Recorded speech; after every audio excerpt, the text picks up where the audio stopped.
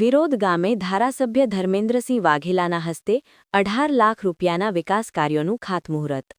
વડોદરા જિલ્લાના વાઘોડિયા વિધાનસભા મતવિસ્તારમાં આવતા દશરથ જિલ્લા પંચાયતના વિરોધ ગામે ગ્રામ વિકાસને નવી દિશા આપવા માટે ₹18 લાખથી વધુના ખર્ચે થનારા વિવિધ વિકાસ કાર્યોનું ખાતમુહૂર્ત ધારાસભ્ય શ્રી ધર્મેન્દ્રસિંહ વાઘેલાના હસ્તે સંપન્ન થયું હતું.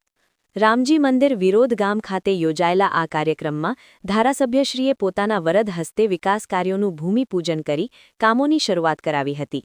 આ પ્રસંગે વડોદરા જિલ્લા બીજેપી પ્રમુખ રસિકભાઈ પ્રજાપતિ, આરોગ્ય સમિતિના ચેરમેન શ્રી નરેન્દ્રભાઈ રોહિત, દેના તાલુકા પંચાયત સદસ્ય જયશ્રીબેન ઉમેશભાઈ ગોસાઈ તેમજ વિરોધ ગામના સરપંચ શ્રી રામુભાઈ ઠાકોર સહિતના મહાનુભાવો ઉપસ્થિત રહ્યા હતા. કાર્યક્રમ દરમિયાન પંથકના સામાજિક અને રાજકીય આગેવાનો જગદીશભાઈ રબારી, દિલીપભાઈ ભટ્ટ, વિપુલભાઈ ઠક્કર સહિત મોટી સંખ્યામાં ગ્રામજનો હાજર રહ્યા હતા. ગ્રામજનો તથા કાર્યકર્તાઓ દ્વારા ધારાસભ્યશ્રી અને મહાનુભાવાનું ભવ્ય સ્વાગત કરવામાં આવ્યું હતું.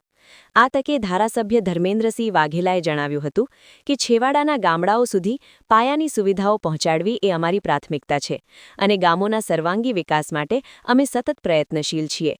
18 લાખથી વધુના વિકાસલક્ષી કામોનું ખાતમુહૂર્ત ધારાસભ્યના હસ્તે થતાં વિરોધ ગામમાં આનંદ અને ઉત્સાહનો માહોલ જોવા મળ્યો હતો.